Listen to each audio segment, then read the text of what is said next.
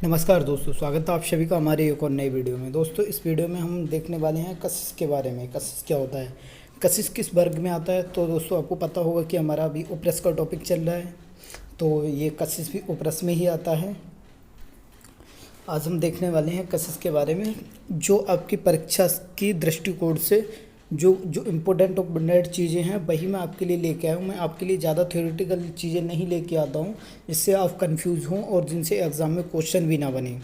जो एग्ज़ाम के point of view से महत्वपूर्ण है वही चीज़ें मैं आपके लिए लेके आता हूँ। अभी हमारा महारस कंप्लीट हो चुका है, अभी हमारा उपरस चल रहा है, फिर हमारा साधारण रस चलेगा, फिर उसके बाद देखते हैं हमें क्या टॉपिक कराना है, क्या टॉपिक समझना है। तो दोस्तों, अगर आपने हमारे यूट्यूब चैनल को अभी तक सब्सक्राइब नहीं किया तो सब्सक्राइब कर लीजिए, और आप हमारे साथ टेलीग्राम पे भी जुड़ सकते हैं। टेलीग्राम चैनल का लिंक मैंने वीडियो के डिस्क्रिप्शन में दे दिया है, तो आप हमारे साथ टेलीग्राम पे भी जुड़ जाइए। चलिए देखते हैं कशिश के बारे में, काशिश के बारे में। कशिश नहीं, काशिश होता है ये। नाम क्या है इसका, संस्कृत नाम इसका काशीशम है, हिंदी नेम काशिश है, अंग्रेज़ी नेम फेरस सल्फेट है। इसका रासायनिक सूत्र क्या होता है, FeSO4 7H2O, FeSO4 7H2O। दोस्तों, ये यहाँ से रासायनिक सूत्र जो है वो महत्वपूर्ण हो जाता है, यहाँ से क्वेश्चन बनते हैं, मोस्टली क्वेश्चन बनते हैं यहाँ से रासायनिक सूत्र। तो कहीं से उपरस, साधारण रस या महारस से कहीं से ना कहीं से तो हाई चांस है कि पूछा ही जाए रासायनिक सूत्र। तो रासायनिक सूत्र आपके लिए इम्पोर्टेंट है, वो तो याद करना ही पड़ेगा। देख लेते हैं इसके वर्ण, पर्याय और इतिहास के बारे में। इसका वर्ण जो होता है वो हरित वर्ण का होता है। ये कृत्रिम भी पाया जाता है और कृत्रिम भी बनाया जाता है, और ये कृत्रिम तरीके से भी बनाया जाता है, और ये खानों से भी प्राप्त किया जाता है। पर्याय देख लेते हैं इसका, काशीशक, काशिश, पुष्पकाशिश, पंसुक, पंसुकाशिश और खग। दोस्तों, पर्याय भी पूछे जाते हैं एग्ज़ाम में, तो ये काशीशक, ये तो याद रहेगा काशिश से। काशिश, ये तो यहाँ पे पूछ ही लिया है। पुष्पकाशिश, ये भी आपके लिए याद हो जाएगा क्योंकि इसमें भी काशिश आ रहा है। पंसुक, ये आपको याद करना है। पंसुकाशिश, ये भी, इसमें भी काशिश आ रहा है, तो ये भी आपको इजीली याद हो जाना चाहिए भाई। खग, ये आपको याद करना है। खग तो बहुत कम ही पूछते हैं इसके लिए। पुष्पकाशिश, इसके पर्याय कुछ ज़्यादा आपके लिए हार्ड नहीं है, इजी हैं, तो इजीली याद हो जाने चाहिए। इतिहास के बारे में देख लेते हैं। प्राचीन में लिखने के लिए स्याही का काम काशिश के घोल से किया जाता था। दोस्तों, जो प्राचीन में लिखते थे उस टाइम पे पेन तो थे नहीं, तो यहाँ पे जो लिखने का कार्य होता था वो स्याही की जगह काशिश के घोल से ही किया जाता था। चरक संहिता में काशिश का प्रयोग अनेक रोगों की चिकित्सा में किया गया है। चरक संहिता में इसका प्रयोग अनेक रोगों की चिकित्सा में किया गया है काशिश का। वर्तमान में काशिश के शताधिक रोगों की चिकित्सा में प्रचलित है। जो दोस्तों, वर्तमान में काशिश के शताधिक रोगों की चिकित्सा में प्रचलित है। देख लेते हैं काशिश के पर्याय, क्या पर्याय है काशिश के। काशिश प्राकृतिक खानों से एवं कृत्रिम दोनों रूपों से मिलता है। मैंने जैसे कि आपको अभी बताया था, काशिश प्राकृतिक खानों से एवं कृत्रिम रूप से दोनों तरीक़ों से ही मिलता है। इसे लैबों में भी बनाया जाता है और ये खानों से भी मिलता है, माक्षिक आदि की खानों से ये पाया जाता है।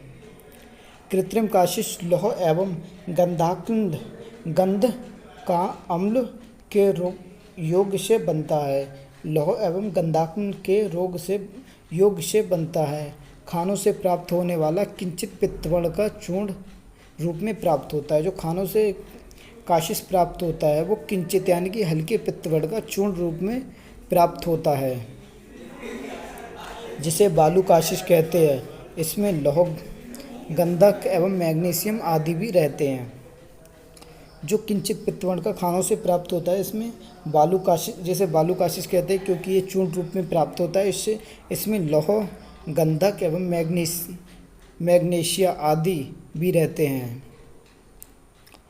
माक्षिक आदि के खानों से प्राप्त होने वाला प्राकृतिक काशिश जल में पूर्ण रूप से घुलनशील नहीं है। जो प्राकृतिक खानों से पाया जाता है, माक्षिक आदि के खानों से जो पाया जाता है वह जो प्राकृतिक रूप से माक्षिक आदि के खानों से पाया जाता है, वह जल में पूर्ण रूप से घुलनशील नहीं, यानी कि पूरी तरीके से वो जल में नहीं घुलता है, इसके कुछ अणु रह जाते हैं। जो उसकी गंध होती है, जो इसमें काशिश में मिक्स इसकी गंध होती है, जो पत्थर अत्थर इसमें पाए जाते हैं वो रह जाते हैं, वो घुल नहीं पाते हैं, इसीलिए इसे लिखा गया है कि पूर्ण रूप से घुलनशील नहीं होता है।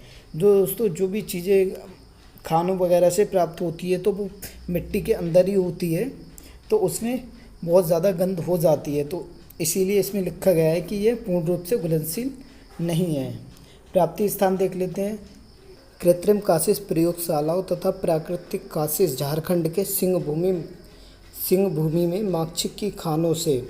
जो प्राकृतिक काशिश होता है वो, कृत्रिम काशिश जो होता है वो लैब में बनाया जाता है प्रयोगशालाओं में, तथा जो प्राकृतिक काशिश होता है वो झारखंड के सिंह भूमि डिस्ट्रिक्ट में माक्षिक की खानों से प्राप्त होता है। इसके अलावा उड़ीसा, पंजाब, विदेशों में भारत के अलावा जर्मनी, स्वीडन, स्पेन एवं संयुक्त राज्य अमेरिका में मिलता है। खनिज रूप में प्राकृतिक काशिश आयरन सल्फाइड के अपघटक से बनता है। काशिश के भेद देख लेते हैं, क्या क्या काशिश के भेद होते हैं। काशिश के भेद। रस तरंगड़ी ने काशिश के 2 भेद माने हैं। जो रस तरंगड़ी ने काशिश के भेद माने वो 2 भेद माने हैं। चूर्ण काशिश पहला और दूसरा पुष्प काशिश। दोस्तों अगर इतना याद नहीं करना है चूर्ण काशिश पुष्प काशिश, पर इतना तो आपको याद करना पड़ेगा कि रस तरंगिणी ने काशिश के 2 भेद माने हैं, ये तो आपको याद करना ही पड़ेगा। वह रसरत्न समुच्चय में 2 भेद माने हैं। रसरत्न समुच्चयकार ने भी इसके 2 भेद माने हैं काशिश के। बालू काशिश एवं पुष्प काशिश।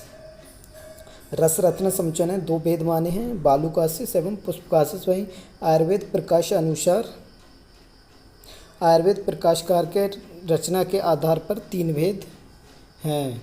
कौन कौन से? काशिश, धातु काशिश, पुष्प काशिश। जो आयुर्वेद प्रकाशकार के रचना के आधार पर अगर काशिश के भेद देखे जाएं तो 3 काशिश के भेद हैं, काशिश, धातु काशिश एवं पुष्प काशिश। काशिश का शोधन देख लेते हैं, कैसे इसका शोधन करते हैं और कैसे इसे, क्या इसका मारण है, शोधन मारण देख लेते हैं काशिश का।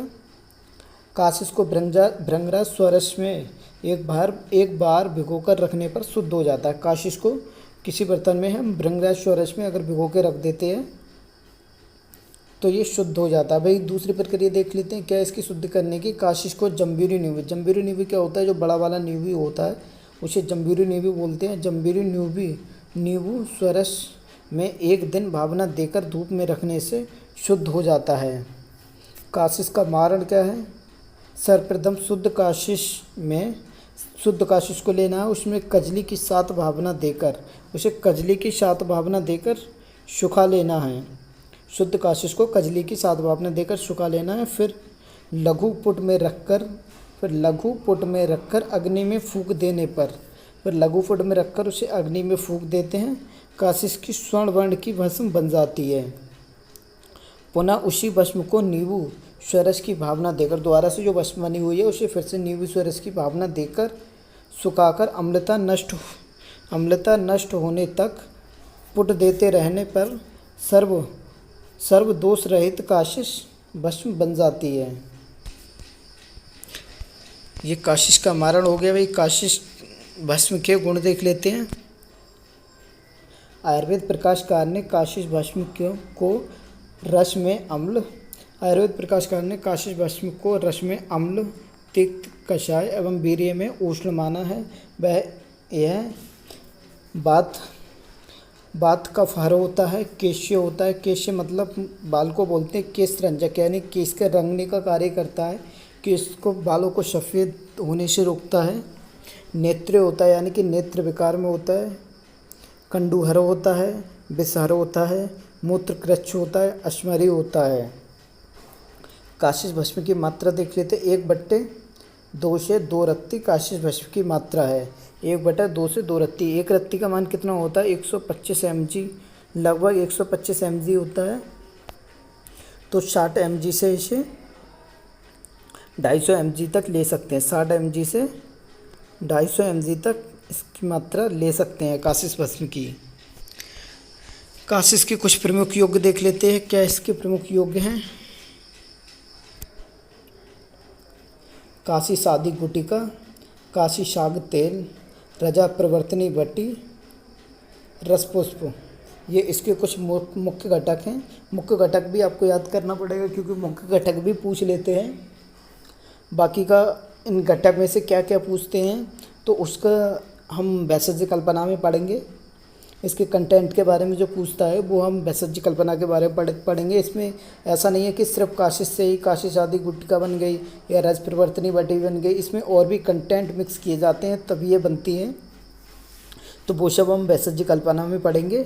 अभी हम रसशास्त्र पढ़ रहे हैं तो रसशास्त्र को देख लेते हैं, फिर आगे ये भी देख लेंगे। तो इसके मुख्य घटक कौन कौन से होते हैं? राशि शादी गुटका, काशी शाग तेल, रजा प्रवर्तनी बट्टी, रसपुष्प।